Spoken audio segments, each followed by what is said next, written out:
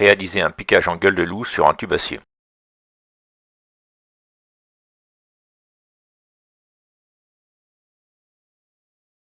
Tracer sur le tube l'emplacement du piquage.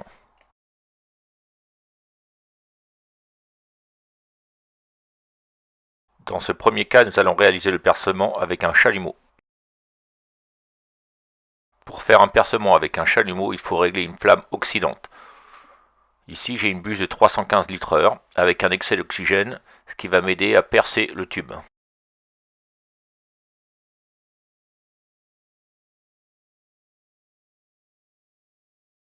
Ça y est, le tube est percé.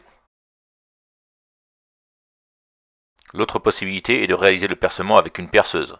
Ici, j'utilise une mèche de 8. Je marque à l'aide d'un pointeau et du marteau l'axe du piquage pour que mon foret ne glisse pas, et ensuite je perce.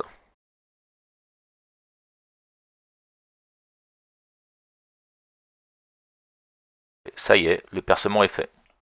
Dans cette vidéo, je souhaite réaliser un piquage en 15-21 ou en 1/2 acier. On réalise un piquage en gueule de loup comme un piquage à bord relevé lorsque le tube du piquage est plus petit que le tube d'arrivée. Faire un piquage en gueule de loup consiste à évaser le percement du piquage avec une lime ronde et demi-ronde. Ce type de piquage est autorisé pour l'eau chaude sanitaire et l'eau froide sanitaire sur le tube acier galvanisé. On pose la lime bien à plat et on évase les bords tranquillement, comme on le voit sur la vidéo. Cela va créer un arrondi, comme ça, et on va continuer d'arrondir le tube jusqu'à ce que l'évasement fasse la taille de l'extérieur du tube. On voit sur ce plan qu'on cherche à obtenir un évasement de la même taille que le diamètre extérieur. Ici, c'est bon.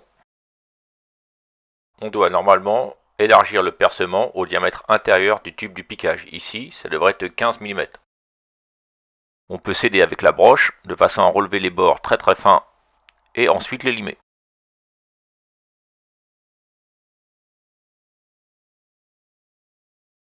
Ça y est, le percement correspond au diamètre intérieur. On va travailler maintenant le piquage et on va chercher à créer à partir de cet axe un évasement qui correspond lui aussi au bord du tube.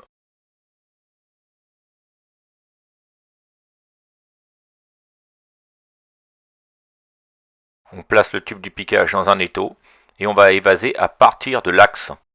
J'utilise la lime demi-ronde bien perpendiculaire et je crée une empreinte à partir du milieu. Sur ce plan, on comprend bien ce que je cherche à faire, c'est-à-dire une empreinte qui va nous permettre d'être bien dans l'axe pour créer notre arrondi.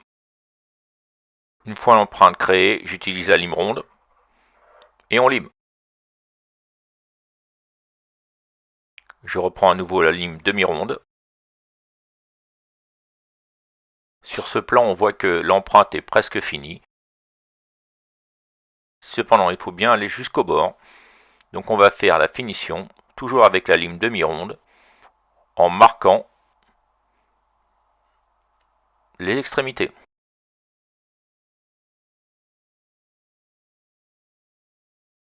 On peut voir sur ce plan que l'évasement est terminé. Il va bien jusqu'au bord. On peut maintenant ajuster le tube. On le positionne et on regarde si tout correspond exactement à la préparation d'un piquage en gueule de loup. On le voit ici sur les deux plans que tout va bien. Ça y est, vous savez réaliser un piquage en gueule de loup sur un tube acier. Il ne restera donc plus qu'à souder le piquage. J'espère que cette vidéo vous a aidé. N'oubliez pas de liker et de vous abonner. Merci.